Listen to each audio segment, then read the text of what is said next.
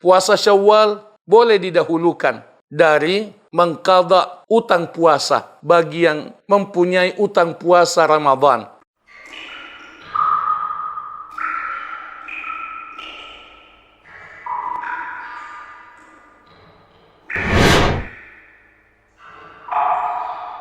An Abi Ayyub Al-Ansari radhiyallahu anhu, dari Abu Ayyub Al-Ansari, semoga Allah meridai beliau, anna Rasulullah sallallahu alaihi wasallam qala, meriwayatkan bahwa Rasulullah sallallahu alaihi wasallam bersabda, man shama ramadhana, siapa yang puasa sepenuh Ramadan, summa atba'ahu sittan min Syawal, kemudian ia iringi, ia susul dengan puasa 6 hari. 6 hari dari bulan Syawal. Kana kasiyamid dahr. Niscaya ia mendapatkan pahala sama dengan puasa selama setahun. Rawahu Muslim.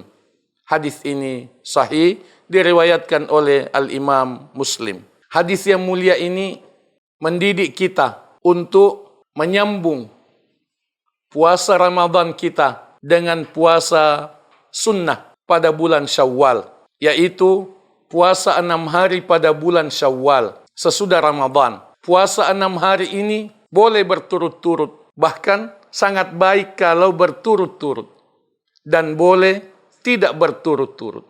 Boleh puasa Senin dan Kamis pada bulan Syawal, yang juga diniatkan sebagai puasa Syawal sampai genap 6 hari. Puasa Syawal boleh didahulukan dari puasa qadha, mengqadha utang puasa bagi yang mempunyai utang puasa Ramadan. Itu dalam pendapat para ulama yang insya Allah lebih kuat. Oleh karena mengqadha utang puasa tidak diharuskan pada bulan Syawal, sementara puasa Syawal itu hanya sah kalau dilakukan pada bulan Syawal. Karena itu boleh mendahulukan puasa Syawal daripada mengqadha utang puasa.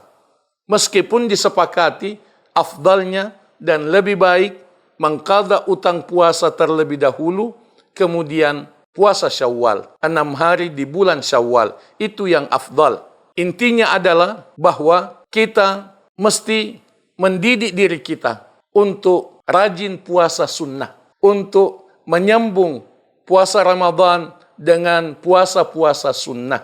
Oleh karena selain puasa Syawal, kita disunnahkan untuk puasa setiap hari Senin, puasa pada hari Kamis, sepanjang tahun. Kita disunnahkan untuk puasa Ayyamul Bid 3 hari setiap bulan. Kita disunnahkan untuk puasa pada hari Ashura, sebelumnya puasa pada hari Arafah, puasa pada 9 hari pertama dari bulan Zulhijjah, dan puasa sunnah lainnya. Karena itu, mari kita jadikan sebagai hasil pendidikan Ramadan pada kepribadian kita dan bukti efektivitas amal ibadah Ramadan kita, khususnya puasa, dengan merutinkan puasa sunnah ba'da Ramadan semaksimal kemampuan. Semoga Allah Subhanahu wa taala menerima dan memberkahi amal ibadah kita, senantiasa menuntun kita di jalannya